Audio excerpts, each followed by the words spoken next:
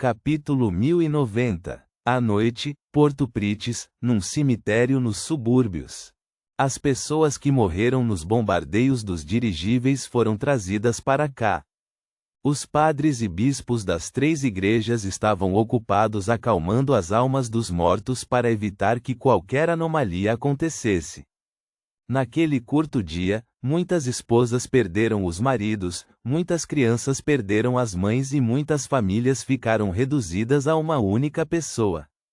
Alguns deles perambulavam pelo cemitério, alguns em silêncio, outros soluçando.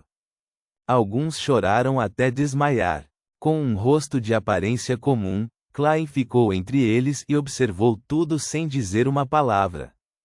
Era como se ele tivesse se lembrado do funeral ao qual comparecera antes. Enquanto estava escuro, ele acabara de usar a bengala da vida para tratar os feridos nos vários hospitais de Bäcklund e Porto Prites, vítimas do ataque aéreo. Ele também deixou para trás um mito urbano estranho e horrível para ajudá-lo a digerir ainda mais a poção do feiticeiro bizarro.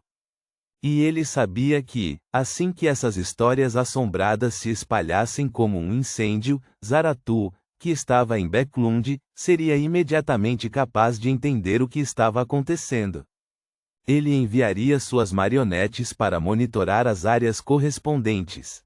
Portanto, antes que a notícia se espalhasse, ele confiou no teletransporte para viajar para todos os hospitais em Bäcklund e Porto Prites, deixando para trás todo tipo de histórias de terror para tratar pacientes com doenças graves. Quando o assunto se espalhasse, ele acreditava que receberia uma grande reação, permitindo-lhe dar um passo firme e enorme na direção de digerir completamente a poção. No entanto, Klein não parou por aí. A existência de uma conspiração criada pelo espírito maligno do Anjo Vermelho, e o fato de Zaratu estar em Bäcklund, era como uma guilhotina pendurada sobre sua cabeça, incitando-o a continuar em busca de oportunidades. Por isso, veio aqui para testemunhar a dor dos cidadãos comuns. Após um momento de silêncio, Klein retraiu o olhar e se virou para sair do cemitério. Depois de chegar a um local vazio, sua luva esquerda rapidamente ficou azul escura e surgiram escamas de peixe escorregadias. Com um sopro, o vento soprou e Klein voou no ar em direção ao porto. No mar além da terra, a frota do Mar Sônia do Império Fezak esperava silenciosamente. Era como se estivessem preparados para lançar outro bombardeio após o amanhecer, destruindo o restante dos estaleiros. Logo, Klein chegou acima das ruínas do porto e olhou para as chamas fracas na noite escura.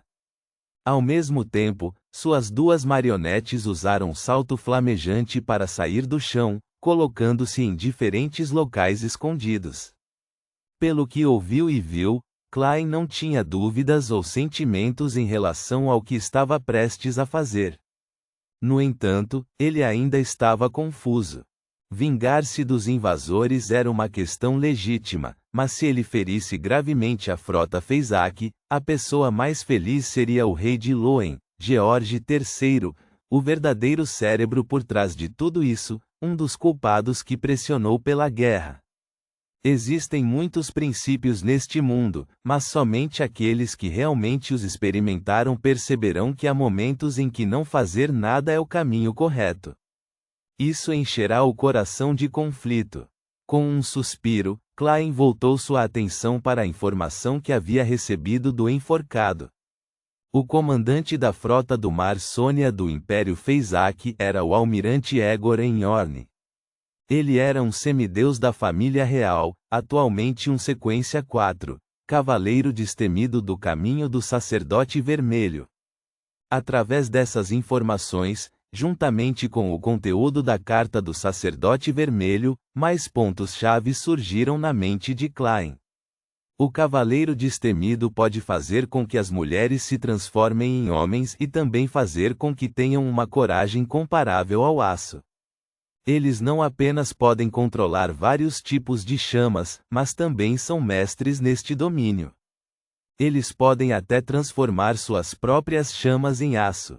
Reticências. Nepos, a nau-capitânia da frota do mar Sônia do Império Feizak. Um homem corpulento com uma barba espessa de mais de 2 metros de altura, Egor Enhorn, estava sentado atrás de uma mesa. Enquanto bebia o vinho de Sônia, ele ponderou sobre o que fazer a seguir. Após o amanhecer, a tripulação do dirigível de Loen definitivamente atacará.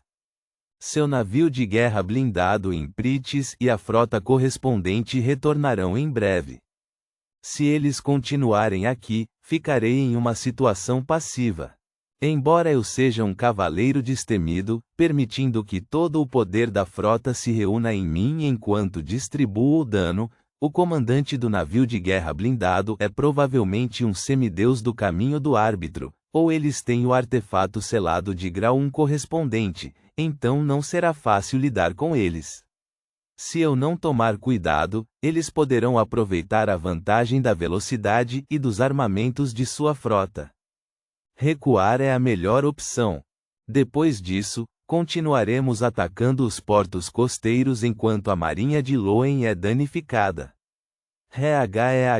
Esta guerra é realmente uma boa oportunidade para digerir poções.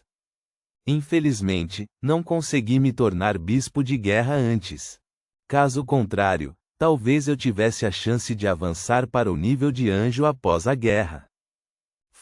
Apenas um bispo de guerra pode realmente liberar a força de um exército. Não é como estou agora, apenas capaz de concentrar o poder em mim mesmo. No meio dos pensamentos de Egor Einhorn, ele planejou usar a conexão oculta entre um cavaleiro destemido e os soldados que estavam sob seu comando para informar seu ajudante para lhe fazer uma visita, para que pudesse dar ordens para realizar uma retirada. Durante a noite, de repente, ele olhou para a porta. Houve uma batida na porta e reverberou instantaneamente na sala silenciosa.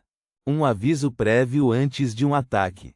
Esse pensamento passou pela mente de Egor e ele ficou extremamente tenso. Em uma batalha entre semideuses, montar um ambiente, ataques repentinos e pegar os inimigos de surpresa era uma boa forma de tomar a iniciativa. Era uma combinação que poderia efetivamente derrotar ou até matar um inimigo de nível maior.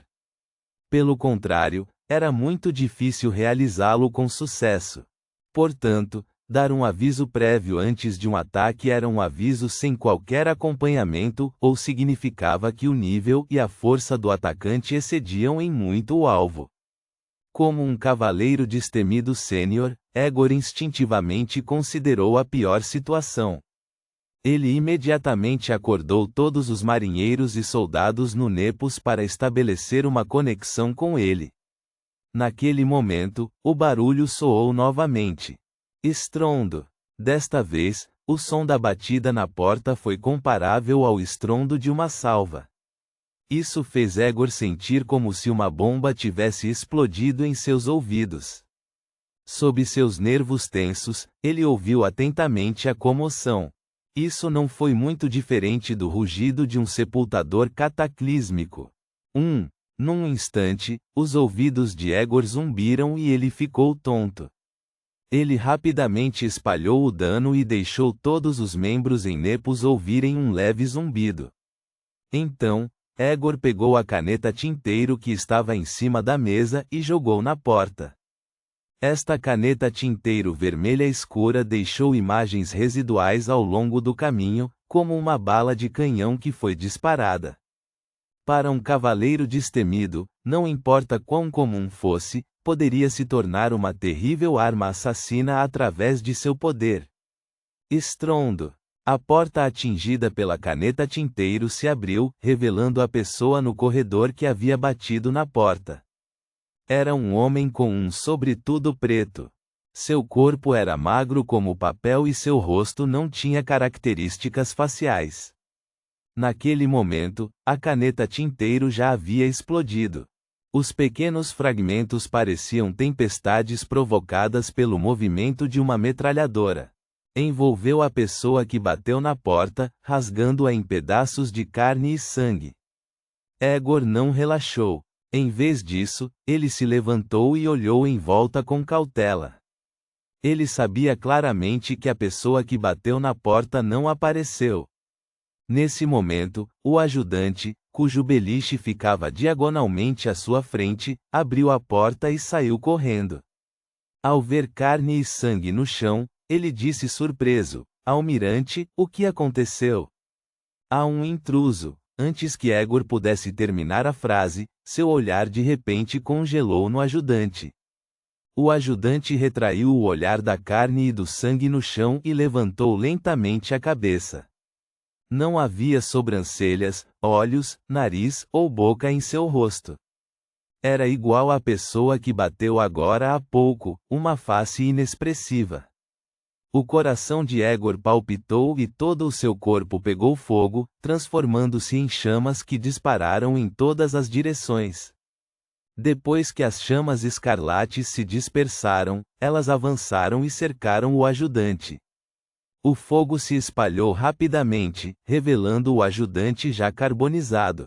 Quando o vento frio passou, o ajudante desabou em uma pilha de cinzas. As chamas não pararam enquanto voavam para fora da sala, uma após a outra, formando um Egor alto e corpulento no ar. Naquele momento, ele viu gaivotas voando ao seu redor. Todas tinham cabeça humana sem quaisquer características faciais, suas eram cabeças lisas. Egor soltou um grunhido secreto quando uma chama ardente o cercou antes de ele disparar em direção às estranhas gaivotas em alta velocidade. Naquele momento, ele ouviu o som de metais se esfregando e imediatamente olhou para baixo. Seu corpo de repente ficou frio. Ele não pôde deixar de sentir uma sensação de horror. Em um dos navios da frota do Mar Sônia, os canhões pareciam ganhar vida. Eles se viraram e miraram no ar. Quanto às balas de canhão, elas saltaram ativamente para dentro dos canhões. Estrondo, estrondo, estrondo. No momento em que esses projéteis foram disparados, foram atingidos por bolas de fogo que seguiram diferentes trajetórias, explodindo prematuramente em pleno voo.